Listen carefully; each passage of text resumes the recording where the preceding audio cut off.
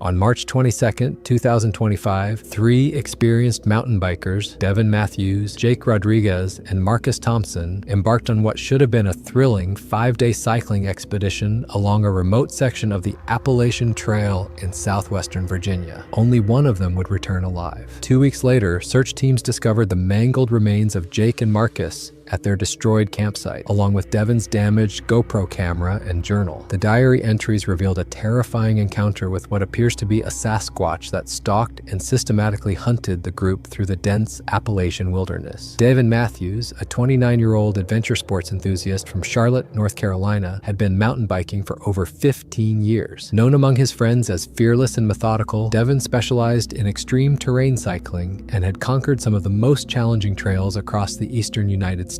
His companions, Jake Rodriguez and Marcus Thompson, shared his passion for pushing boundaries. Jake, 31, was a former Marine who brought military survival skills to their adventures, while Marcus, 28, was a professional photographer who documented their expeditions for social media and outdoor magazines. The trio had planned to tackle a particularly rugged 47-mile stretch of trail that wound through the Jefferson National Forest, an area known for its steep climbs, technical descents, and primitive camping opportunities. This section of the Appalachian Trail was infamous among cyclists for its isolation. Some segments hadn't seen maintenance crews in over 2 years, and cell phone coverage was virtually non-existent. The region was home to black bears, wild boar, and according to local folklore, something far more dangerous. On March 24th, when the group failed to check in at their predetermined contact point in Damascus, Virginia, concerned family members alerted authorities. A search operation was launched, but the vast wilderness and severe weather conditions hampered rescue efforts. After 8 days of searching, the operation was temporarily suspended due to safety concerns for the rescue teams. It wasn't until April 5th that a combination of park rangers and volunteer searchers discovered what remained of their final campsite near the remote Grayson Highlands. The scene was devastating. Investigators found torn fabric from cycling gear, scattered equipment, and biological evidence suggesting a violent struggle. Most disturbing were Jake's and Marcus's remains. Both bodies showed signs of massive trauma consistent with an attack by an extraordinarily powerful creature. Devin's body was never recovered, but searchers found his waterproof journal and a severely damaged GoPro camera buried beneath debris approximately 200 yards from the campsite. As investigators analyzed the recovered diary entries, a chilling narrative emerged. The expedition had started as planned, with the 3 cyclists following established trail markers through scenic mountain terrain. Devin's journal entries from the first 2 days reflected the typical enthusiasm and camaraderie of experienced outdoorsmen. March 22nd, perfect weather for the start of our Appalachian adventure. Jake's military precision with gear organization never gets old, and Marcus already has enough photos to fill a magazine. The trail conditions are better than expected despite the lack of recent maintenance. Climbed 2,400 feet today and covered 16 miles. Legs feel strong, spirits high. March 23rd, woke up to fog so thick you could cut it with a knife. Marcus called it mystical, but honestly, it was just eerie. The descent into White Top Laurel Creek was technical as hell. Had to walk the bikes through several sections. Found some massive tree falls blocking the trail that looked recent. Jake thinks they were brought down by the storms last month, but something about the way they were positioned seemed deliberate, almost like barriers. The tone of Devin's entries shifted dramatically on March 24th, when the group first became aware they were not alone in the wilderness. March 24th, morning, strange night. All 3 of us kept waking up to sounds we couldn't identify. Not the usual forest noises, owls, rustling leaves, distant water. This was different. Heavy footsteps circling our campsite, but whenever we shined our lights, nothing was there. Jake did a perimeter check twice with his tactical flashlight and found some impressions in the mud near the stream, but they were too distorted to make sense of. Probably just a large bear investigating our food storage. March 24th, evening. The feeling of being watched is overwhelming now. We've all commented on it independently, which makes it harder to dismiss as paranoia. Marcus spotted movement in his peripheral vision several times today while filming, but his camera never caught anything concrete. The wildlife has gone completely silent. No birds, no insects, nothing. Jake says that's usually a sign of a major predator in the area. We've moved our camp to higher ground and secured everything twice. Part of me wants to turn back, but we're already committed to this route. The recovered GoPro footage from March 24th corroborated Devin's growing unease. The video showed the 3 cyclists navigating increasingly difficult terrain, but more significantly, it captured several instances of movement in the background, dark shapes that seemed to track their progress through the dense forest canopy. The footage quality made definitive identification impossible, but the movements appeared too large large and purposeful to be natural wildlife. March 25th, dawn. None of us slept. Something was circling our camp all night, staying just outside the range of our lights. Jake finally had enough around 3 a.m. and fired a warning shot into the air with his sidearm. The footsteps stopped immediately, but the silence that followed was somehow worse than the stalking. When daylight came, we found tracks. I'm not exaggerating when I say they were enormous, at least 18 inches long and 8 inches wide, with what looked like 5 distinct toe impressions. The depth suggested incredible weight, maybe 400 to 500 pounds. Jake tried to measure and photograph them, but the ground was too soft to get clear details. March 25th afternoon. We've made a terrible mistake. This thing, whatever it is, isn't just following us, it's hurting us. 3 times today we've had to turn back from trails because of massive tree falls that weren't there yesterday. Each time we've been forced to take a more isolated route deeper into the wilderness. Marcus thinks I'm being paranoid, but I've been studying our GPS coordinates and we're being systematically pushed away from any main trails or potential rescue routes. The creature is intelligent and it's playing with us. The diary entries revealed that by March 25th, the group had become acutely aware that they were dealing with something far beyond a typical wildlife encounter. Jake's military training had kicked in and he had begun treating the situation as a tactical survival scenario. The group had implemented watch rotations, secured their perimeter with improvised alarm systems using their bike gear, and rationed their food and water in case they needed to make an emergency evacuation. March 25th, late evening, Marcus got footage. Finally, he was adjusting his camera settings when he caught something in the frame. A massive bipedal figure standing motionless behind a cluster of pine trees about 75 yards from our position. The creature appeared to be observing us, completely still for nearly 30 seconds before disappearing behind the tree line. When we reviewed the footage immediately afterward, the details were undeniable. This was not a bear, not a person in a costume, not a hoax. The proportions were wrong for any known animal. Too tall, too broad, moving with a fluid gait that seemed both human and profoundly alien. The recovered video footage from this encounter was perhaps the most compelling evidence found at the scene. Despite the distance and lighting conditions, the camera captured a clear silhouette of an enormous humanoid figure. Subsequent analysis by digital forensics experts confirmed the footage had not been manipulated, and the scale reference provided by surrounding trees suggested the creature stood at least 8 to 9 feet tall. March 26th morning. Jake wants to make a run for it. Says we should abandon the bikes and hike out on foot, using his military navigation skills to find the fastest route to civilization. Marcus thinks we should stick to the original plan and try to complete the trail route. He's convinced the creature is territorial and will leave us alone if we keep moving through its domain rather than lingering. I'm torn. My instinct says Jake is right, but I also know that abandoning our bikes in this terrain means committing to a potentially deadly forced march through completely unfamiliar wilderness. March 26th afternoon, we compromised and decided to continue cycling, but at an accelerated pace, planning to cover the remaining 20 miles in one push and reach the Damascus checkpoint by nightfall. It was a mistake. The creature was waiting for us.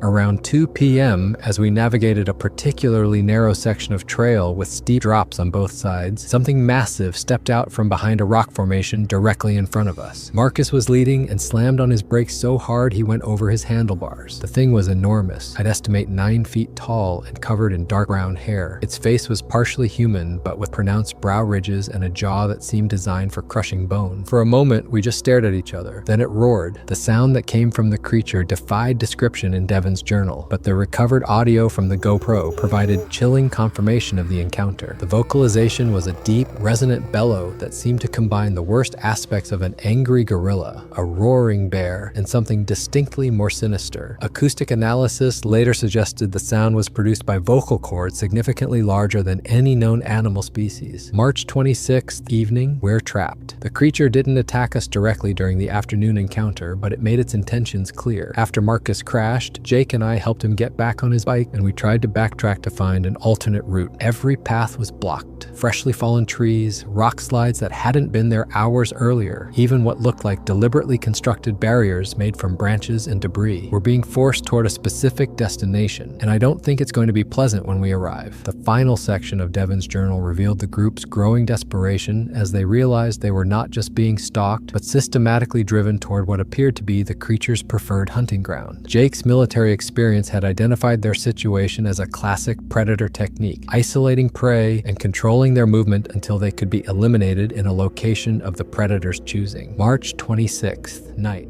We've set up what will probably be our final camp. There was no choice. Daylight was fading, and we found ourselves in a small clearing surrounded by dense forest with no viable escape routes. Jake has positioned us defensively with our backs to a large boulder formation, but we all know it's inadequate. The creature has been circling us since sunset, staying just outside our light range. Occasionally we catch glimpses, a massive shadow moving between trees, the sound of heavy breathing, branches snapping under enormous weight. Marcus has been filming continuously, trying to document everything for potential rescue teams or investigators. March 27th, pre-dawn. This is likely my final entry. The attacks began around midnight, not full assaults, but probing actions, testing our defenses, our resolve, our weapons. The creature would charge to the edge of our light perimeter, roar, and retreat. Each time it got a little closer, stayed a little longer. Jake fired 3 warning shots, but they didn't seem to deter it. If anything, the gunfire seemed to enrage it further. Around 3 a.m., it began throwing rocks and branches at us from the darkness. Some of the projectiles were massive, boulders that would have required incredible strength to lift and hurl. One struck Jake's bike and completely destroyed the frame. March 27th, dawn. The final assault is coming. As the sun started to rise, the creature retreated into the forest, but we can still hear it moving around us, just out of sight. Jake thinks it's waiting for full daylight because it wants to see us clearly when it attacks. Marcus has positioned himself to get the best possible footage of whatever happens next. I've hidden this journal and the backup memory card from my GoPro in case someone finds our campsite later. If you're reading this, know that we tried to fight. We tried to survive. But some things in these mountains are older and stronger than we ever imagined. The journal entries ended there, but the recovered GoPro footage continued for another 43 minutes, documenting the final encounter in horrifying detail. The video showed the massive creature emerging from the forest as the morning light grew stronger, moving with deliberate predatory intent toward the 3 cyclists' defensive position. Jake's military training was evident in the footage as he attempted to coordinate their defense, but the creature's size, strength, and apparent intelligence quickly overwhelmed their preparations. The attack was swift and brutal. The creature focused first on Jake as the primary threat, using its massive limbs to disable him before turning its attention to Marcus, who continued filming even as he fled. The most disturbing aspect of the footage was the creature's behavior throughout the attack. Rather than the frenzied assault of a wild animal, its actions appeared calculated and methodical. It seemed to understand the function of their equipment, deliberately destroying their bikes and communication devices. More unsettling still, there were moments when it appeared to be aware of the camera, occasionally looking directly into the lens with what could only be described as malevolent intelligence. The final minutes of recovered footage showed Devin's desperate flight through the forest, the camera bouncing wildly as he ran. The audio captured his labored breathing, crashing footsteps behind him, and occasionally the creature's roaring as it gave chase. The video ended abruptly when Devin apparently fell, the camera tumbling and going dark. Forensic analysis of the recovered materials painted a grim picture of the group's final hours. The campsite showed signs of massive disruption consistent with an attack by an extremely powerful creature. Claw marks on trees reached heights of up to 10 feet, and the scattered equipment bore evidence of incredible crushing force. Most significantly, plaster casts made of the footprints found around the site matched no known animal species, measuring over 18 inches in length with distinctive toe impressions suggesting a bipedal creature of enormous size. The biological evidence recovered from Jake's and Marcus's remains was submitted for analysis, but the results were inconclusive. DNA samples contained genetic material from an unknown primate species that shared certain characteristics with both human and great ape DNA, but the degraded condition of the samples made definitive identification impossible. Digital forensics experts who analyzed the GoPro footage confirmed its authenticity. Frame-by-frame analysis revealed details about the creature that were consistent across multiple shots. Distinctive scarring patterns, asymmetrical limb proportions, and facial features that remained constant throughout the encounter. The footage was subjected to every known digital manipulation detection technique, and no evidence of falsification was found. Wildlife experts initially suggested the attack might have been carried out by a large bear, possibly one suffering from disease or injury that altered its normal behavior patterns. However, this theory was quickly abandoned when physical evidence was analyzed. The footprint measurements, claw mark patterns, and attack behavior were inconsistent with any known bear species. Additionally, bears typically avoid confrontations with humans and rarely engage in the systematic stalking behavior documented in the Cyclists' account. A second theory proposed that the group encountered a feral human, perhaps someone who had been living in the wilderness for years and had become dangerously territorial. real. This explanation also failed to account for the physical evidence, particularly the creature's size and strength. No human, regardless of condition or circumstance, could have produced the footprints found at the scene or inflicted the type of damage documented on the victims and their equipment. The most compelling theory, supported by both the physical evidence and eyewitness account, is that the cyclists encountered a Sasquatch or similar cryptid species. The Appalachian Mountains have a long history of Bigfoot sightings, with hundreds of reports dating back to Native American oral traditions. The creature's behavior, as documented in Devon's journal, territorial marking, intelligent stalking, systematic herding of prey, matches patterns described in numerous other Sasquatch encounters throughout North America. Particularly significant was the creature's apparent understanding of human technology and tactics. Its ability to block escape routes, disable equipment, and counter Jake's military defensive measures suggested a level of intelligence far beyond any known animal species. This cognitive capacity, combined with its physical capabilities, would make such a creature an apex predator in the dense wilderness environment of the Appalachian Trail. Despite extensive search efforts, Devon's body was never recovered. Some investigators theorized that he may have survived the initial encounter and died later from exposure or injuries while attempting to escape through the wilderness. Others suggest a more disturbing possibility, that the creature captured him alive and transported him to a location deeper in the forest, possibly for reasons that remain unclear. Thermal imaging flights over the region in the weeks following the discovery revealed several heat signatures in remote areas that could not be definitively identified. Ground teams were dispatched to investigate these locations, but the terrain proved too dangerous for extensive exploration. The few sites that were accessible showed signs of disturbance, broken vegetation, unusual smell traces, and additional footprint evidence, but no sign of Devon or additional human remains. The ongoing mystery of Devon's disappearance has added another layer of tragedy to an already horrific case. His family continues to hold out hope that he somehow survived and is living somewhere in the wilderness, possibly injured or suffering from amnesia. However, survival experts who have analyzed the terrain and weather conditions believe it would be virtually impossible for someone to survive alone in that environment for an extended period, particularly given the March weather conditions and the lack of proper survival equipment. The case has had significant impact on outdoor recreation in the region. The specific section of Appalachian Trail where the attack occurred has been closed indefinitely, and warning signs have been posted at nearby trailheads. Local authorities have increased patrols in the area, though rangers privately admit they have no clear protocol for dealing with a creature of this type. The incident has also attracted attention from cryptozoologists and paranormal investigators from around the world. Multiple expeditions have been organized to search for evidence of the creature, though none have been successful in establishing contact or gathering additional proof. Some researchers have suggested that the media attention may have driven the creature deeper into the wilderness, making future encounters less likely. Wildlife officials have maintained that the deaths were most likely caused by a known predator, possibly a bear or mountain lion, despite the evidence to the contrary. This official stance has frustrated the families of the victims, who believe the government is deliberately suppressing information about the true nature of the threat. Freedom of Information Act requests for additional details about the investigation have been denied on grounds of public safety and ongoing law enforcement activities. The deaths of Jake Rodriguez and Marcus Thompson, along with the disappearance of Devon Matthews, represent one of the most well-documented and disturbing Sasquatch encounters in modern history. The combination of physical evidence, eyewitness testimony, and video documentation provides compelling evidence for the existence of unknown primate species in North American wilderness areas. For the families of the victims, the case represents not just personal tragedy, but also frustration with official responses that seem to prioritize public relations over truth and justice. They continue to advocate for more honest investigation of the evidence and better protection for outdoor enthusiasts who venture into remote wilderness areas. The broader outdoor recreation community has been forced to confront uncomfortable questions about the risks associated with backcountry adventure sports. While bear attacks and other wildlife encounters are well-documented risks that can be mitigated through proper precautions, the possibility of encountering an intelligent, hostile creature that actively hunts humans presents challenges that existing safety protocols are not designed to address. In Devon's final journal entry, he wrote, "Some things in these mountains mountains are older and stronger than we ever imagined. This statement has become a sobering reminder that despite humanity's technological advances and scientific understanding, there may still be forces in the natural world that remain beyond our comprehension or control. The Appalachian Trail incident stands as a testament to the courage of 3 friends who pursued their passion for adventure, even in the face of unimaginable terror. Their story serves as both a cautionary tale about the dangers that may lurk in our most remote wilderness areas, and a compelling piece of evidence in the ongoing debate about the existence of creatures that science has yet to acknowledge or understand. But unfortunately, bad things keep happening in the Appalachian Mountain, because that was not the only tragic event that took place there.